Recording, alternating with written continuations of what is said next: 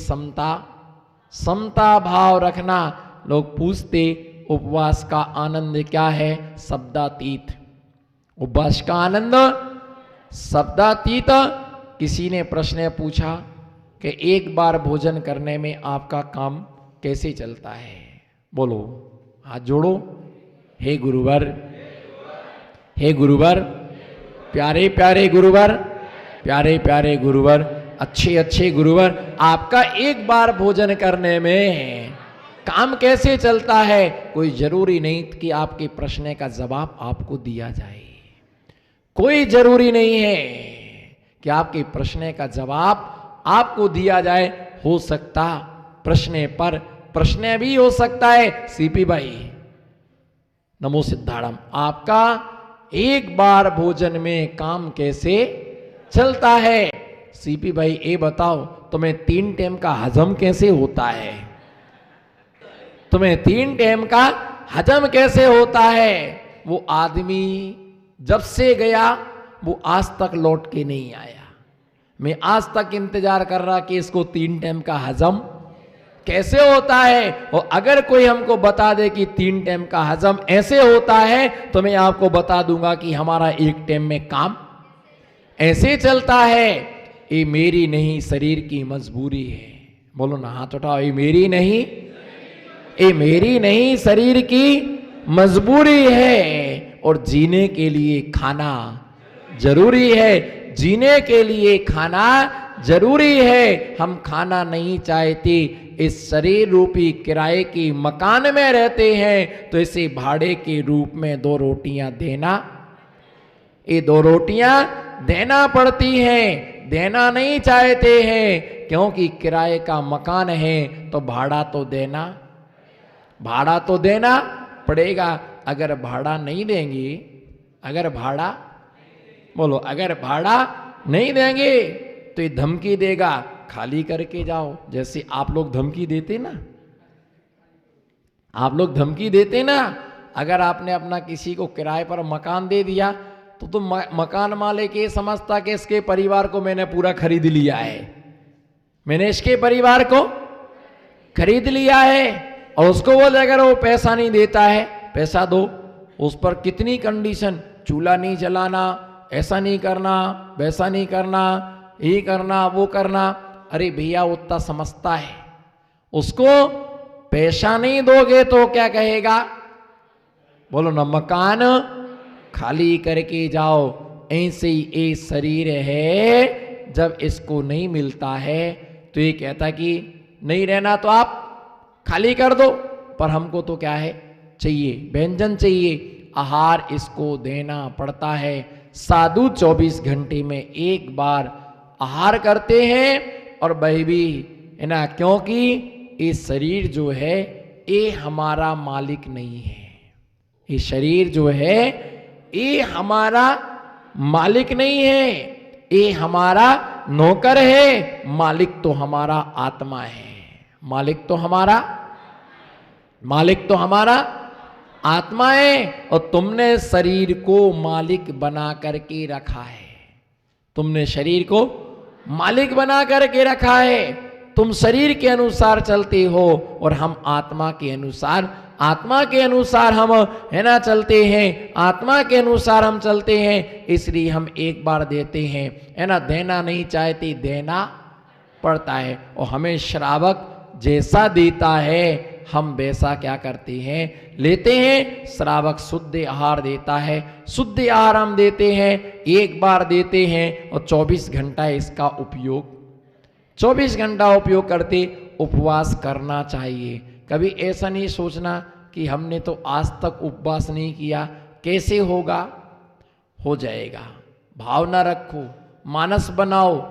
ऐसे भी लोग होंगे जिन्होंने आज तक एक भी बार उपवास नहीं किया ना, नहीं किया ना।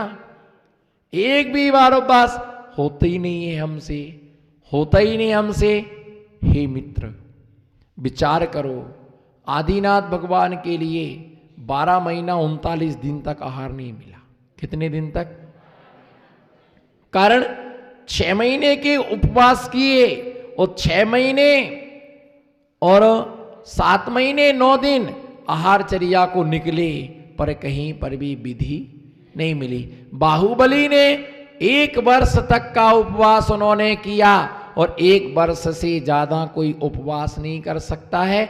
अगर 1 वर्ष के उपवास किए हैं तो अगर वो पालना करेगा तो केवल ज्ञान नहीं होगा, और केवल ज्ञान होगा तो फिर वो पालना नहीं करेगा।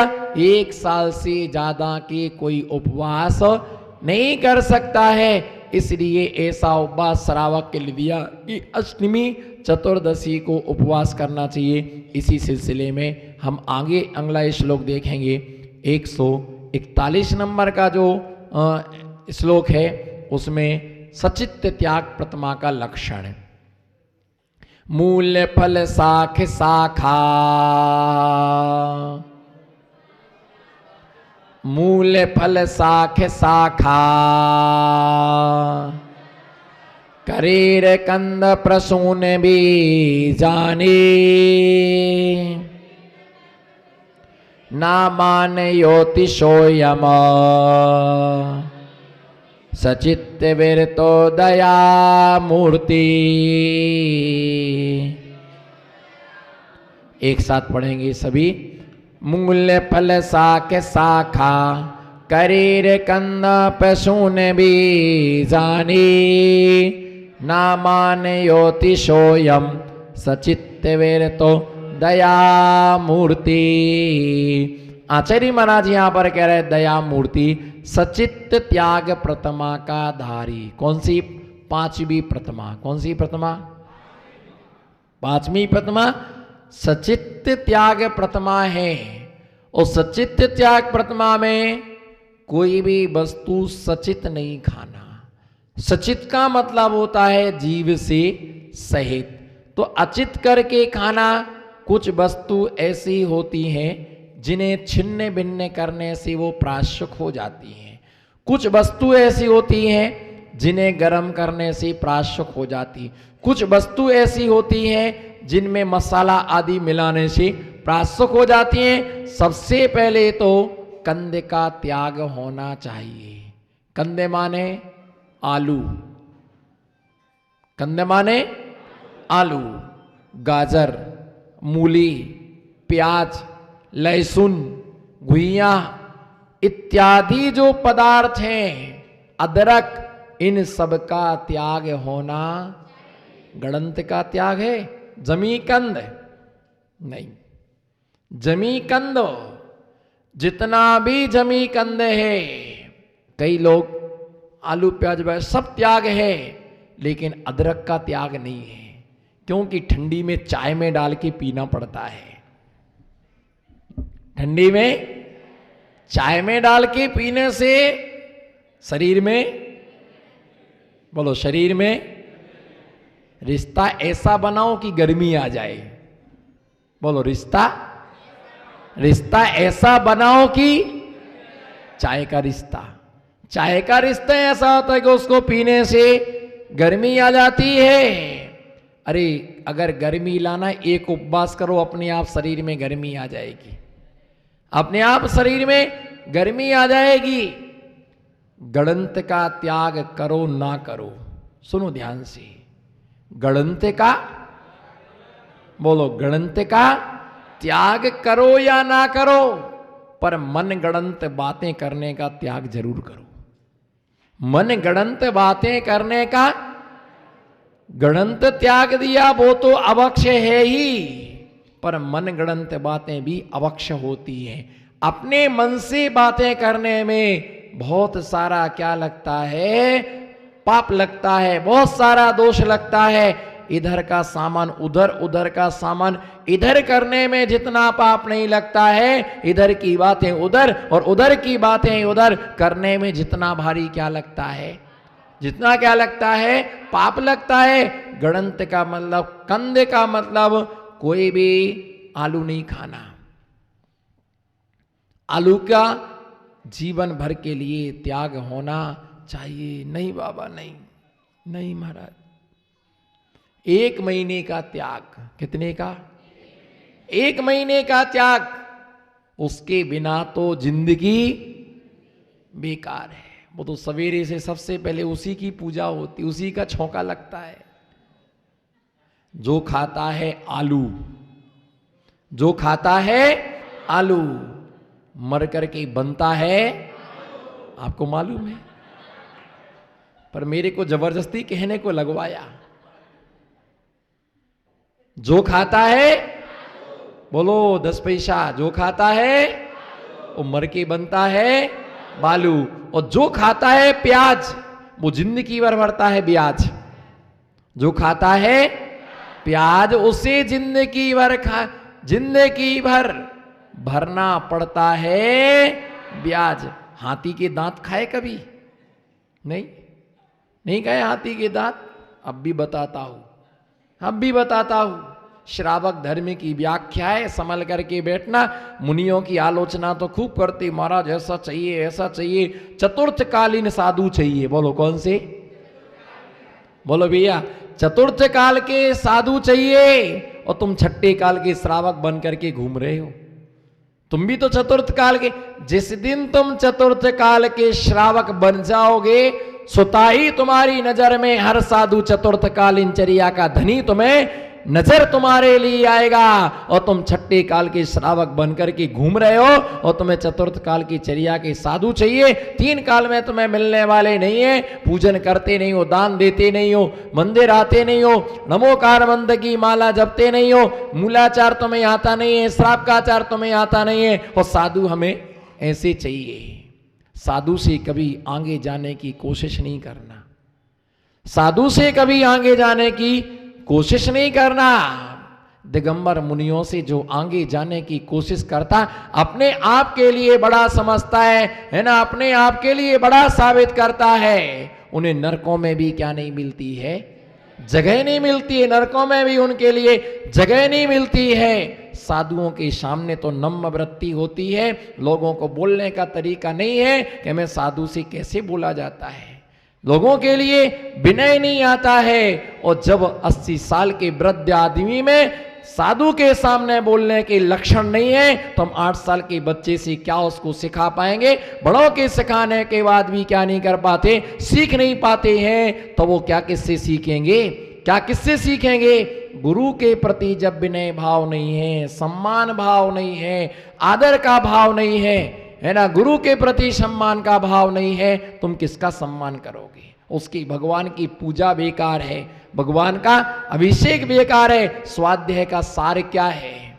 स्वाध्याय का सार क्या है? विनय मोक्ष का द्वार है। विनय मोक्ष का द्वार है। विनय के बिना मोक्ष की प्राप्ति कभी भी हो नहीं सकती। मैंने आपके सामने प्रश्न रखा, हल्का फुल्का नन्ना दुबला कुंचुम कुंदुम छोटा सा प्रश्न रखा कि हाथी के दांत खाए क्या? हाँ, हाथी के दांत ही है। जो मूली होती है वो हाथी के दांत है। मूली जो है हाथी दांत जैसी होती है। भैया ध्यान रख करके चलना, कभी भी मूली नहीं खाना, ये भी अभक्त है। गाजर का हलवा नहीं खाना। आप ही विचार करो, आलू के लिए आपने पानी में डाल करके आलू के लिए उबाल दिया, एक सुई के नोक के बराबर आलू के कंद में इतने जीव हैं कि अगर वो जीव अगर कबूतर बनकर के आकाश में उड़ जाए तो धरती पर पैर रखने को भी क्या नहीं मिलेगी? जगह नहीं मिलेगी। आलू को आपने पानी में उबाला, आलू को पानी में उबाला, और उसकी तुमने छिकले के छिकले तुमने क्या कर दिए? छील दिए। ऐसे ही तुम्हें पानी में डाल के कोई उबाल दे और तुम्हारी कोई चमड़ी उतार ले, तब तुम्हारा क्या होगा? तब तुम्हारा तिल तिल करे देह के खंडे, अशुभ भिड़ावे दुष्ट प्रचंडे। तिल तिल करे आलू के खंडे, और मनुष्य खाए रोटी के संगे। उसके बिना तो काम नहीं चलता है। और मैंने एक जगह चौके में, मेरा पड़गान हुआ, चुल्लक अवस्था में पड़गान हुआ, तो जैसी चौके में पहुंचे, चौके में पहुंचने के बाद एक 80 साल की डोकरेची आहार देने आई। मैंने यूं उसके सामने हाथ घुमाया, 10-12 लोग आहार देखने के लिए बाहर खड़े हुए थे। मैंने उसके लिए इशारा किया, वो समझ रही थी, पर वो मायाचारी के लपटे में लपटी हुई थी। मैंने उससे पूछा कि आलू प्याज का त्याग है आपका क्या? तो वह बोलती है, महाराज जी आज लड्डू नहीं बनाए, आज लड्डू नहीं बनाए, बाहर वालों में खुसुर फुसुर चालू हो गई। बोले महाराज जी चौकी में, बोलो ना महाराज जी चौकी में लड्डू मांग रहे थे, खुसुर पुसुर हो गई और वो नीचे उतर गए। सारे नगर में हल्ला फैला दिया कि बोले महाराज जी चौकी में, बोलो ना महाराज जी चौकी में, बोलो महाराज जी चौकी में लड्डू मांग रहे थे, है ना। बाद में पता चला, है ना, मैंने तुमको समझा नहीं क्या? बोले सब समझ रही थी पर मुझे आलू छोड़ना नहीं थे, इसलिए हमने क्या किया, ये लड्डू का नाम लिया, है ना, लड्डू का नाम लिया। भैया लड्डू का नहीं पूछ रहे महाराज जी, ये पूछ रहे थे कि तुम्हारा आलू प्याज का त्याग है कि नहीं है? तो डोकरी बाद में बोलती है, महाराज जी हम 16 के आलू खाते हैं। कहे के आलू खाते हैं? 16 के आलू खाते हैं। मैंने कहा जो आलू होगा वो कभी 16 का नहीं होता है, और जो 16 का होता है वो कभी आलू नहीं होता है। इसके बिना चलता नहीं है, उसी के बिना हमें क्या करना है, चलाना है ना। आलू का कंद का जो भी त्याग है, मूल फल शाक शाका साधु जन कंद के त्यागी होते हैं, अवक्ष के त्यागी होते हैं। ऐसे पदार्थ अगर शाक भी देना है तो प्राशुक करके लेते हैं, अप्राशुक पदार्थ साधु नहीं लेते हैं। सब्जी को गर्म करके अथवा फल के लिए सुधार करके बीज सहित वस्तु का सेवन नहीं करते हैं। क्या हमारे आचार्य श्री हमेशा ये कहते हैं, साधु को आहार में अनार का दाना नहीं लेना चाहिए। आचार्य श्री निषेध करते, अनार का दाना आहार में नहीं लेना चाहिए, उसका रस ही लेना चाहिए। बीज सहित वस्तु कच्ची नहीं ले सकते हैं, उसे अग्नि पर क्या करना पड़ेगा, प्राशुक करना पड़ेगा। टमाटर के बीज नहीं खा सकते, अमरूद के बीज नहीं ले सकते, उसे अग्नि पर प्राशुक करना पड़ेगा। दूसरी बात, रस को गर्म नहीं किया जाता है। किसके लिए? रस के लिए गर्म नहीं किया जाता है। पपीता को गर्म, बोलो, पपीता को गर्म नहीं किया जाता है, चीकू को गर्म नहीं किया जाता है, केला को गर्म नहीं किया जाता है, लीची को गर्म नहीं किया जाता है। कारण यंत्र के द्वारा छिन्न भिन्न करने पर वो स्वतः ही क्या हो जाती है, प्राशुक हो जाती है। अगर तुम पपीता को गर्म करोगे तो उसकी हालत क्या होगी जी, है वैसी हालत खस्ता है, और गर्म कर दोगे तो और पिस्ता। बीज से सहित है तो उसे गर्म किया जाता। अमरूद यदि बीज से सहित है तो उसको गर्म किया जाता है। अगर किसी का मौसम नहीं बन रहा है, पेट खराब हो रहा है, उसकी सबसे अच्छी औषधि है मुनक्का का बीज।